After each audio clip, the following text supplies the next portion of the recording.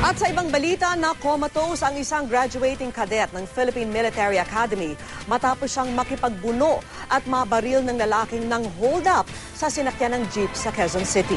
Saksi si Marizo Mali.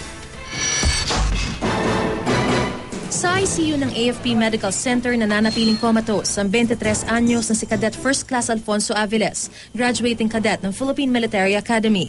Nabaril siya habang pinipigilan umano ang isang tangkang pang-hold up sa sinasakyan niyang jeep. Sa lugar na ito malapit sa kanto ng Regalado Avenue at Mindanao Avenue sa barangay Greater Lagro, Quezon City, naganap daw ang pang-hold up alas 11:50 ng umaga nitong Sabado.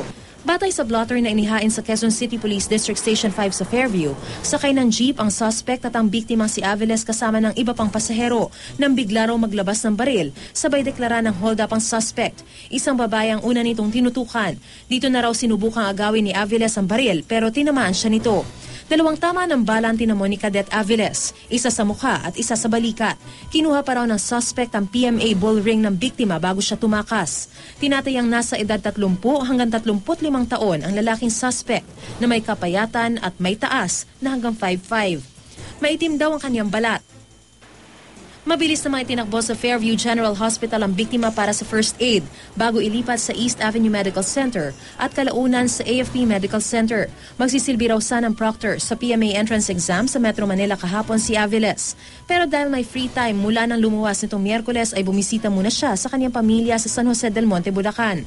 Pabalik na sana siya sa kanilang billeting area bago magtanghali nang mangyari ang krimen.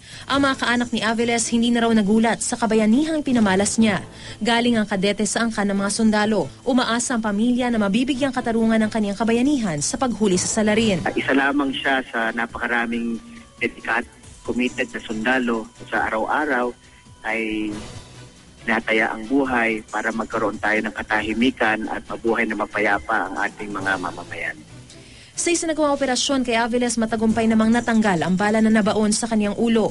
Bagamat comatose ang kadete, batay sa isang medical bulletin ay stable naman daw ang kanyang vital signs. Unconscious siya at comatose. Katatapos niya ng 2 operasyon at natanggal sa kanya nung sa 2 operasyon yung bala at yung blood clot sa ulo niya. Nananawagan din ang AFP sa mga saksi na makipagtulungan sa investigasyon. Ako si Mariz Umali, ang inyong saksi.